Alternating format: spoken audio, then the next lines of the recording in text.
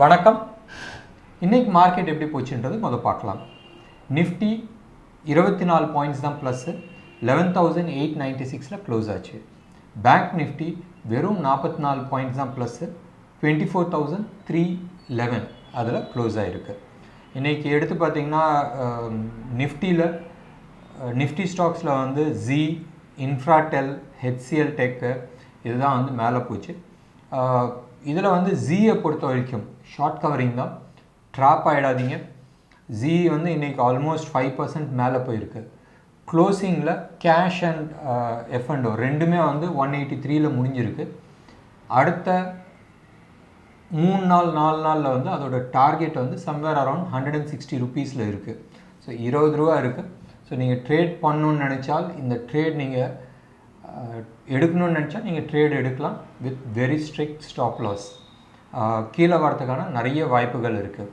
In fact ZEEயோட lot size எடுத்துக்கிட்டிங்கன்னா almost 3,000 quantity. So 20 ரூபா நீங்களே போட்டு பார்த்துங்க. 60,000 ரூபா பற்றி நம்ம பேசுகிறோம். இது இன்றைக்கி செக்டர் வைஸ் எப்படி போச்சுன்றது பாருங்கள்.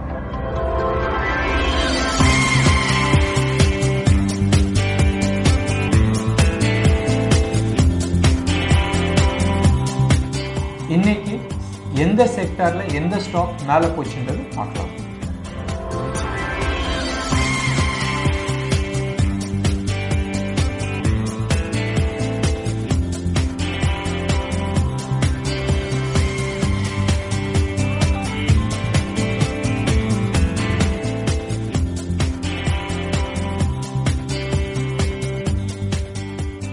இதில் மீடியா முதல்ல சொன்ன மாதிரி ZEE என்டர்டெயின்மெண்ட் ஆகட்டும், அதே மாதிரி PVR சினிமா ஆகட்டும், ரெண்டுமே வந்து பாசிட்டிவ் நியூஸ்னால் மேலே போயிட்டுருக்கு. பட் ரெண்டுமே கீழே விழுவதுக்கான சான்சஸ் இருக்குது. பட் ZEE வந்து மோர் ப்ராபபிலிட்டி, அது கீழே வரத்துக்கான அதிகபட்சமான வாய்ப்புகள் உண்டு. ஐடியா செல்லுலார் ஏன் மேலே போகுதுன்னே தெரியாது. அண்ட் ஐடியா செல்லுலார் கீழே விழுவதுக்கு தான் மேலே போயிட்டுருக்கு. And it is more of a short covering. இதை வந்து நீங்கள் வந்து ரொம்ப சீரியஸாக எடுத்துக்க வேணாம். நம்ம ரெண்டு ஸ்டாக் முக்கியமாக வந்து பார்க்க வேண்டியது. சண்டே அன்றைக்கி நம்ம போட்ட ப்ரோக்ராமில் வந்து HDFC பேங்க்கை பற்றி நான் சொல்லியிருந்தேன். மேலே போயிட்டு மறுபடியும் கீழே வரும். பட் அல்டிமேட் டார்கெட்டுன்றது நான் சார்ட் போட்டு லெவல் காட்டியிருந்தேன். அதே மாதிரி JSW ஸ்டீல் நேற்றும் மேலே போச்சு, இன்றைக்கும் மேலே போயிருக்கு. நான் வந்து சொல்லியிருந்தேன் சண்டே ப்ரோக்ராம்லேயும் நேற்று ப்ரோக்ராம்லேயும் நான் சொல்லியிருந்தேன்.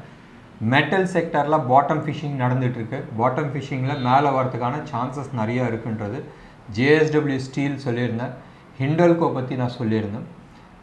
ப்ராபப்ளி நீங்கள் வந்து அடுத்த சில நாட்களில் ஸ்டீல் செக்டர்ஸ் மேலே போகிறதுக்கான வாய்ப்புகள் நிறைய உண்டு.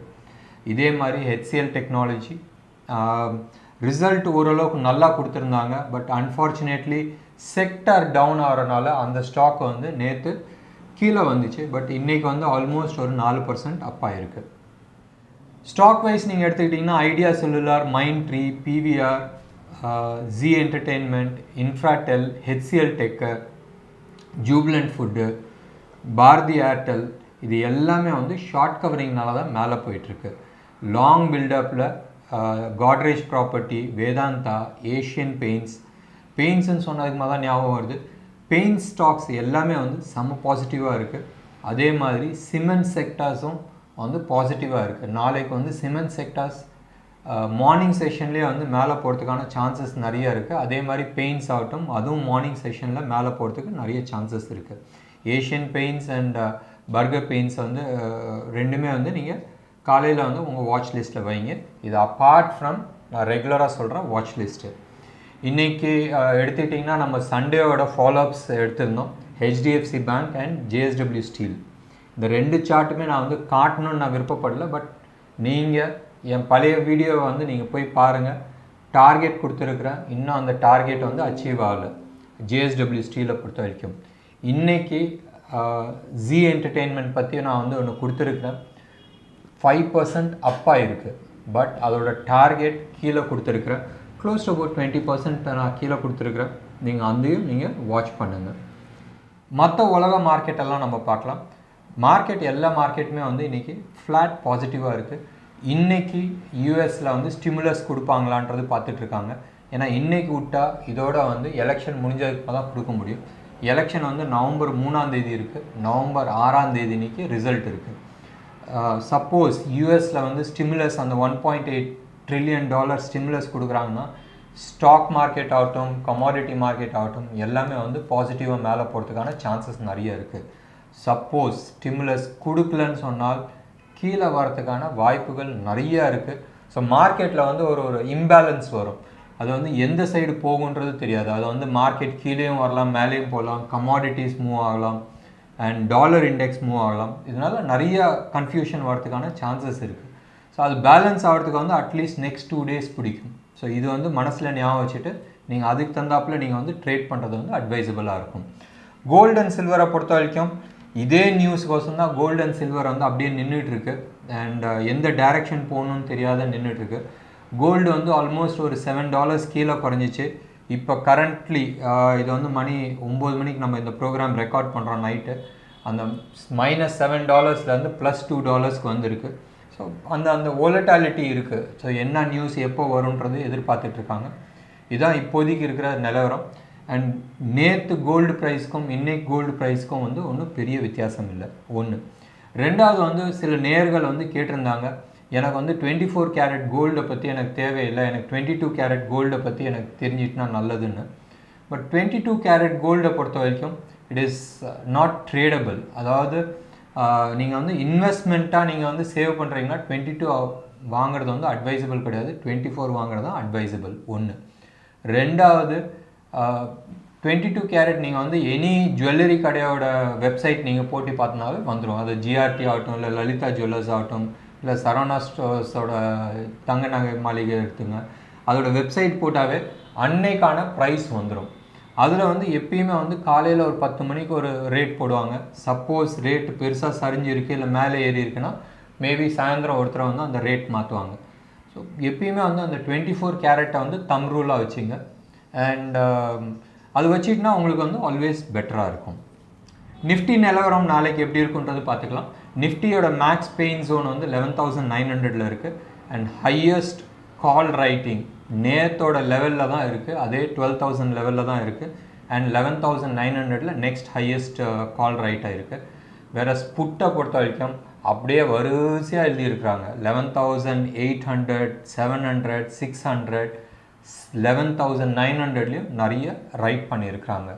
ஸோ பேசிக்காக கீழே உழுவாதுன்ற ஒரு நிலைமையில தான் இருக்குது.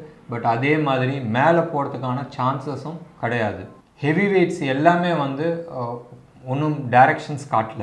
ஸோ அதுவும் one of the reasons that இது வந்து மேலே போகாதுன்றது. பேங்க் நிஃப்டியை பொறுத்த வரைக்கும் அதே 24,000 தான் மேக்ஸ் பெயின் இருக்குது. மார்க்கெட் கீழே உழுவுறதுக்கான சிம்டம்ஸ் காட்டுது. ஏன்னா 24,300 மார்க்கெட் இருக்குது, பட் மேக்ஸ் பெயின் ஜோன் வந்து 24 இருக்குது. ஸோ கீழே வரத்துக்கான நிறைய சான்சஸ் இருக்குது. அதே மாதிரி ஹையஸ்ட் கால் ரைட் ஆகிருக்கிறது வந்து 24,500 ரைட் ஆகிருக்கு. அதே மாதிரி புட்டை பொறுத்த வரைக்கும் 24,000 ரைட் ஆகிருக்கு. இன்றைக்கி ஸ்டாக் வாட்ச் லிஸ்ட் ஏற்கனவே சண்டே இன்னைக்கு கொடுத்த ப்ரோக்ராமில் 2 ஸ்டாக்கை பற்றி நான் பேசியிருந்தேன். ரெண்டுமே வந்து கண்டினியூஸாக நான் ட்ராக் பண்ணிகிட்ருக்கேன். தட் நான் சொல்கிறது நீங்கள் கவனித்தால், ட்ராக் பண்ண ஆரம்பித்தால் நீங்கள் வந்து சம்பாதிக்க முடியுன்றது. இன்றைக்கும் இதே மாதிரி ஒரு ஸ்டாக் பற்றி நான் சொல்லியிருக்கிறேன். நான் சார்ட் காட்ட விரும்பல இன்றைக்கி. ப்ராபப்ளி அது அந்த டைரெக்ஷனில் வரட்டும், நான் வந்து உங்களுக்கு சார்ட் கொடுக்குறேன், இல்லை நீங்களும் வந்து சார்ட்டை பார்க்கலாம். நான் சொன்னது வந்து ஜி என்டர்டெயின்மெண்ட்டை பொறுத்த வரைக்கும். இன்றைக்கி ஸ்டாக் வாட்ச் லிஸ்ட்டில் நீங்கள் எடுத்து பார்த்தீங்கன்னா ஓப்பன் இன்ட்ரெஸ்ட் நல்லா ஏறி இருக்கிறத பிரிட்டானியா இண்டஸ்ட்ரி. பிரிட்டானியா நேற்று ரிசல்ட் கொடுத்துருந்தாங்க, அந்த அளவுக்கு திருப்தியான ரிசல்ட் கிடையாது. ஸோ நிறைய ஓப்பன் இன்ட்ரெஸ்ட் இன்க்ரீஸ் ஆகிருக்கு. ஸோ இன்றைக்கி வந்து ஆல்மோஸ்ட் 6% கீழே விழுந்திருக்கு, 6-7% கீழே விழுந்திருக்கு. அண்ட் ஃபர்தராக கீழே வரதுக்கான சான்சஸ் இருக்குது. பட் நாளைக்கு அது ஷார்ட் கவரிங்க்கு மேலே போனாலும் போகலாம். பட் அடுத்த சில நாட்களில் வந்து அது வந்து மறுபடியும் கீழே வரதுக்கான நிறைய வாய்ப்புகள் உண்டு. பிரிட்டானியா மாதிரி ஏஷியன் பெயிண்ட்ஸ் இருக்குது. ஏஷியன் பெயிண்ட்ஸை இன்றைக்கி வந்து நான் பெயிண்ட் ஸ்டாக்கை பற்றி நான் சொல்லியிருந்தப்போ ஏஷியன் பெயிண்ட்டும் சொல்லியிருந்தேன், ஓப்பன் இன்ட்ரெஸ்ட்லேயும் வந்திருக்கு. இதே மாதிரி பாட்டா, Colgate Palmolive, Indian oil corporation, இது எல்லாமே வந்து ஓப்பன் இன்ட்ரெஸ்ட் இன்க்ரீஸ் ஆகிருக்கு. ஓப்பன் இன்ட்ரெஸ்ட் கம்மியாக இருக்கிற ஸ்டாக்ஸில் நீங்கள் எடுத்து பார்த்தீங்கன்னா mind tree, MGL, Z Entertainment, Voltas. இந்த ஸ்டாக்கில் எல்லாத்துலேயுமே வந்து ஓப்பன் இன்ட்ரெஸ்ட் கம்மியாக இருக்குது. ஸோ நான் கொடுத்த ஸ்டாக் லிஸ்ட்டு ப்ளஸ் ஏற்கனவே நான் டிஸ்கஸ் பண்ண சில ஸ்டாக்ஸு இது எல்லாத்தையுமே வந்து நீங்கள் அனலைஸ் பண்ணுங்கள். இந்த ப்ரோக்ராமில் இருக்கிறத வந்து நான் டிப்ஸோ இல்லை ரெக்கமெண்டேஷனோ நான் கொடுக்கல. இது மோர் ஆஃப் எஜுகேஷ்னல் ப்ரோக்ராமாக தான் நான் கொடுத்துட்ருக்கேன். இதை வந்து இதில் இருந்து நான் சொல்கிறத வச்சு நீங்கள் வந்து ஒரு அனாலிசிஸ் நீங்களே பண்ணுங்கள். இல்லை உங்கள் ஃபைனான்ஷியல் அட்வைஸரை கேட்டுட்டு நீங்கள் ட்ரேட் பண்ணுறது பெட்டராக இருக்கும். நன்றி.